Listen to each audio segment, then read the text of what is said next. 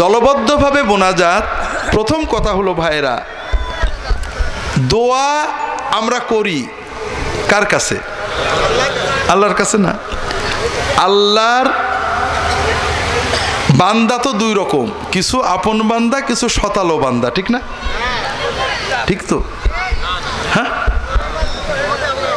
আপন বান্দা না? আচ্ছা বলেন তো, মায়ের আপন ছেলে একটা জিনিস চাবে মার কাছে, আর বাকি 5 ভাই ডাকে আনা লাগে কিনা? হ্যাঁ, না। দোয়া মূলত আল্লাহর সাথে বান্দার সম্পর্ক, এখানে লোকজন লাগে না। নামাজ জামাতে পড়া লাগে, ওয়াজ মাহফিলে একজন বলে একজন শোনে, দোয়া তো আল্লাহর কাছে আমরা করি। এই জন্য সাধারণভাবে দোয়া যার যার দোয়া তার অন্তরের মহব্বত নিয়ে দোয়া করব আমরা আল্লাহর কাছে, সব চাবো। কিভাবে পারলে আমি পরে বলবো যদি সময় থাকে।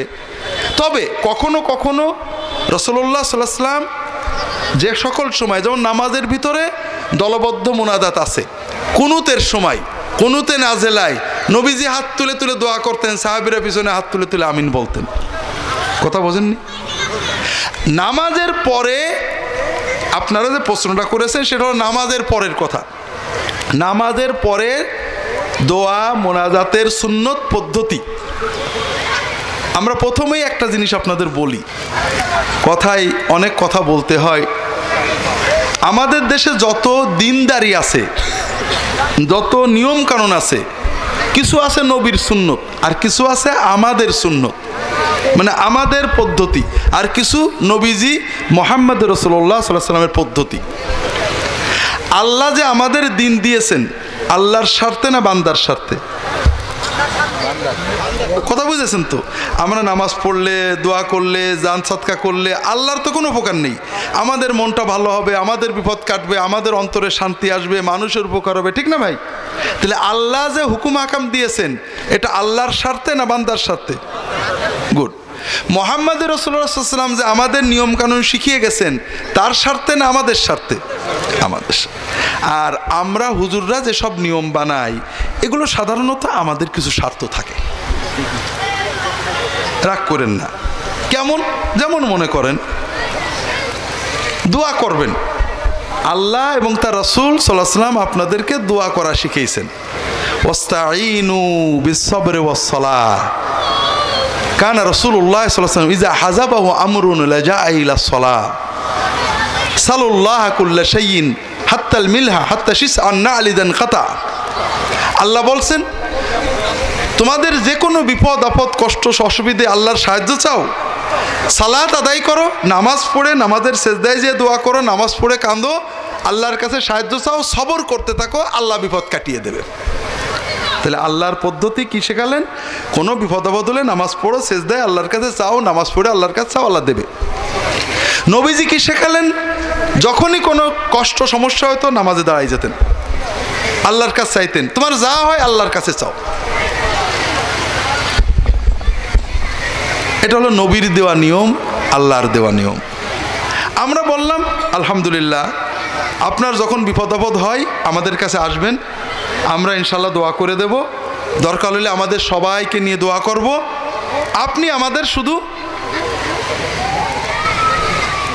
জি টাকা পয়সা দিয়ে দিলেই হবে, ঠিক আছে না? আচ্ছা বলেন তো আপনার জন্য সুবিধা কোনটা আর আমাদের জন্য সুবিধা কোনটা? বলেন না ভাই। যখন আপনি ঘরে বসে কানবেন আপনার জন্য সহজ, টাকা লাগলো না, পয়সা লাগলো না, জামা কাপড় পরা লাগলো না, বাইরে যাওয়া লাগলো না, সহজ পদ্ধতি, ঠিক না? আর আপনি আমার কাছে আসবেন, টাকা পয়সা নিয়ে আসবেন, এটা একটু বেশি সমস্যা না?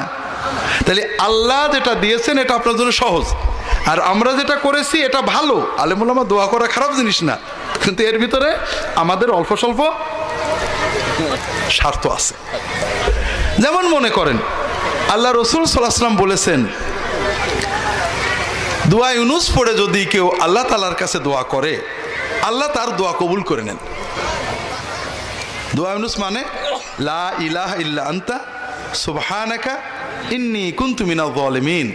আল্লাহ তুমি ছাড়া কোনো মাবুদ নেই, তার মানে কি আল্লাহ যে বিপদে পড়েছি, বিপদে ডাকার মতো তুমি ছাড়া কেউ নেই, তরানোর মতো, তাকানোর মতো, নজর দেওয়ার মতো, উদ্ধার করার মতো তুমি ছাড়া কেউ নেই। আল্লাহ আমি অন্যায় করে ইন্নী কুনতু মিনাজ জালিমিন, আল্লাহ আমি জুলুম করেছি, অন্যায় করেছি, আল্লাহ আল্লাহ মাফ করে দাও। এই তো কথা। লা ইলাহা ইল্লা আনতা দোয়া ইউনুসের কত অর্থ হলো যে আল্লাহ আমার অন্যায়ের কারণে বিপদ আসছে, ঠিক না? আমার কর্মফলে বিপদ আসছে, আল্লাহ তুমি ছাড়া তরানোর কেউ নেই, আমি স্বীকার করছি আমি অন্যায় করেছি, তুমি দয়া করে তরায় নাও। এই তো কথা, ঠিক আছে না? তার মানে বিপদ আসে আমাদের বদামলের কারণে। এই তো কথা ভাই। বিপদ আসলে যখন বান্দা আল্লাহর কাছে বললে আল্লাহ তুমি ছাড়া ডাকার কেউ নেই, আমি অন্যায় করে স্বীকার করি, তুমি মাফ করে দাও, তখন আল্লাহ বিপদ কাটিয়ে দেন। এই তো কথা। হাদিসে নবীজি বললেন তুমি বেশি বেশি দোয়া ইউনুস পড়বা আর আল্লাহর কাছে কানবা। আপনি ঘরে বসে দোয়া ইউনুস পড়ে আল্লাহর কাছে আল্লাহ মাফ করে, আল্লাহ মাফ করে দাও, আল্লাহ আল্লাহ বিপদ কাটাই নাও। আমরা কি বললাম যে না, খতম লাগবে। কি লাগবে? খতম মানে? খতম মানে কি? দোয়া ইউনুস খতম। খতম মানে কত? 1 লক্ষ। একটু বাড়াই 1.25 লক্ষ। আমি যখনই বললাম খতম, আপনি তখনই খতম, কারণ আপনি তো জানেন 1.25 লক্ষ আপনি একা পড়তে পারবেন না। ব্যবস্থাটার ভিতরে আপনার কিছুটা বাধ্যতামূলক আমাদের কাছে আসতেই হবে। খতম কিন্তু কোনো হাদিসে নেই, কখনো নবী সাল্লাম বলেননি। আল্লাহর কাছে আপনি যতটুক পারবেন পড়ে পড়ে কানবেন, কিন্তু খতম হওয়ার কারণে আপনি আপাতত খতম, কারণ আপনি জানেন যে একা পারবেন না, বাধ্য হয়ে আমাদেরকে আসতে হবে। এখন অনেক জায়গায়, আমি জানি না আপনাদের চুয়াডাঙ্গায় কি নিয়ম, অনেক জায়গায় নিয়ম আছে 40 জন আলেম আসবে, এসে দোয়া ইউনুস পড়বে। কি বলবে? লা ইলাহা ইল্লা আনতা সুবহানাকা ইন্নী কুনতু লা ইলাহা ইল্লা আনতা সুবহানাকা ইন্নী কুনতু মিনাজ জালিমিন, ঠিক না? তার মানে 40 জন আলেম একভাবে বলে যাবে আল্লাহ আমি জালেম, আল্লাহ আমি জালেম। কিন্তু যে বাড়িওয়ালা, আমরা তো এই কাম করি, যখন কোনো দোয়ার জন্য কারোর বাড়ি যাই, আমি লক্ষ্য করেছি বাড়ির কেউ দোয়ায় বসে না। হ্যাঁ, তার মানে কি? খেয়াল করেন, 40 জন হুজুর প্রত্যেকেই বলছে আল্লাহ আমি জালেম, কিন্তু যার অন্যায় আল্লাহ বিপদটা দিয়েছেন সে কিন্তু কিছুই বলছে না, কারণ সে একমাত্র ওই 40 জনের ভিতরে একমাত্র আলেম যে কোনো অন্যায় করিনি। এই সিস্টেমটা ভালো হলো না। এই সিস্টেমে আমরা কিছু টাকা পাই, হয়তো কিছু দোয়া পড়ি, কিন্তু আসলে জিনিসটা আপনার জন্য ভালো হলো না। আপনি যে অন্তর দিয়ে কানবেন, আপনি কানলে কি হতো? 1 নম্বর আপনার বিপদ কেটে যেত। 2 নম্বর, আল্লাহ বিপদ দেন তো আল্লাহ কিছু পাওয়ার জন্য না, আপনার জন্য। বান্দা যখন বিপদে আপদে আল্লাহর কাছে কান্দে, বাপের অসুখ, মায়ের অসুখ, ছেলের অসুখ, খালি কান্দে, সেজদায় যে কান্দে। খুব ভালো করে বুঝুন, দুনিয়ার শান্তে, ব্যবসার জন্য, ছেলের জন্য, মেয়ের জন্য আল্লাহর কাছে কান্দতে কান্দতে আপনি আল্লাহর ওলি হয়ে যাবেন।